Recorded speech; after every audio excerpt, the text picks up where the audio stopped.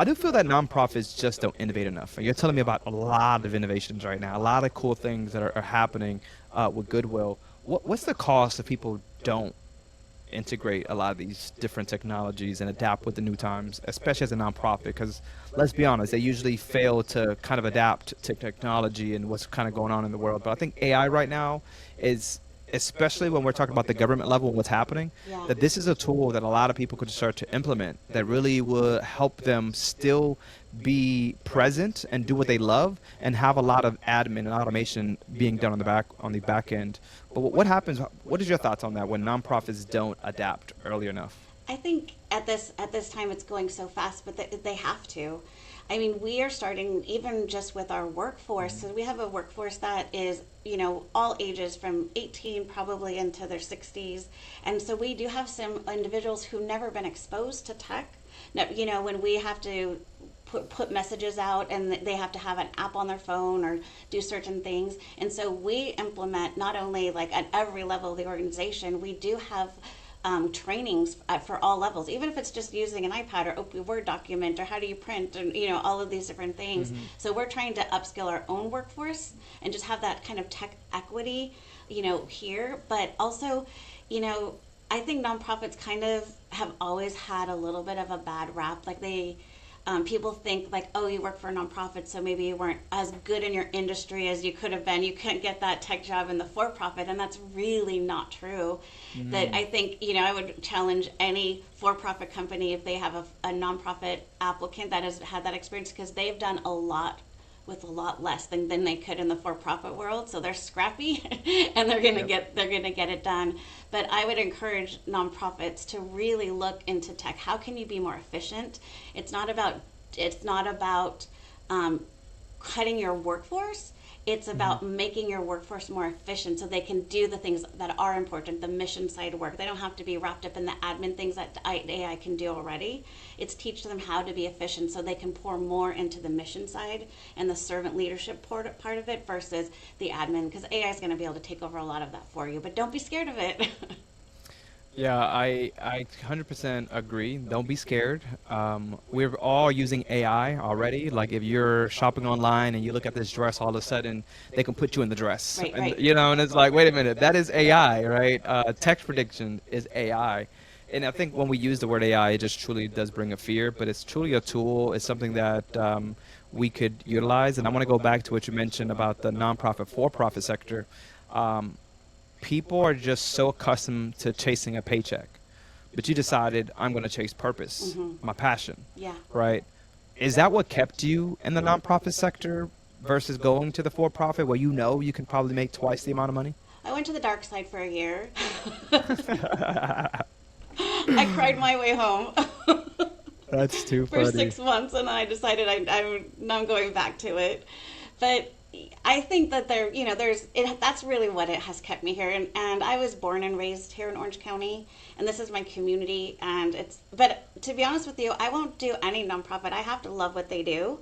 Like if there's hungry kids and people who are homeless and people who need help, I think that's important sometimes maybe than a new theater, Yep. like, and so I feel like when I work for a nonprofit, I have to be their best like salesman and spokesperson. And if I don't believe in it, you're not going to believe me. You're not going to want to invest in whatever I would love for you to invest in unless you believe me. Okay, all right, this is good. You have a love for this. Of course. Going back to that passion and purpose, you're Yeah. chasing the correct P's and not the wrong P's. Paycheck. We don't Right. just chase paychecks because that comes with a lot of stress. And, I actually listened to someone earlier, and what made her leave her job, her for profit job, and get into nonprofit was that someone told her she had just came back from like she was in real estate, came back from a honeymoon. She said it was a quick honeymoon, and I got home and straight to work, and it was very crazy. I look at my boss and said, "Wow, that was pretty busy, for my first day back." And his response to her was, "That's why you don't take vacations." Oh wow. And she quit, Hmm. and she ended up in the for-profit world, and she's like so much happier, And I hear that all the time. Yeah. It's that we are very talented individuals, very great leaders, but even sometimes in the for-profit space, we still get overlooked, undervalued. But when you get to go work in the nonprofit space and you get really the reward is everyone that you're able to impact on your way doing whatever you're doing for the day. It's not even work. We just love what we do. We show up, we get involved, we ask where is needed, we get our hands dirty. So yeah, I do love the for-profit space, and I tell anyone, as you mentioned, get into that for-profit space. There's so many. I say this every episode, but I got to mention it because people don't realize anything and everything you can think of. There's probably a nonprofit that can Absolutely. utilize your talents. Absolutely. Even here, like you think about Goodwill, I kind of explained to you kind of like the secular manner of like the donating goods and the jobs that come along with it all the way to the sale. But I mean, we need a CFO, we need a VP of IT, we need HR, so if you have something that you are specialized in, that maybe not isn't the program, the services that that nonprofit's providing, we need experts in all of that. Every nonprofit does. They need people, the best in their industry to take care of whatever's happening on the business side. CJ, do you know a leader? It's so You're so good, but was there a leadership lesson that you had to learn the hard way? Like I can imagine everything didn't just come so easy. No, I mean, honestly, I've learned a few lessons like you and I talked about from probably bad leaders, to the point that I did leave the nonprofit. I left the nonprofit space thinking I'm never going to do this again, right?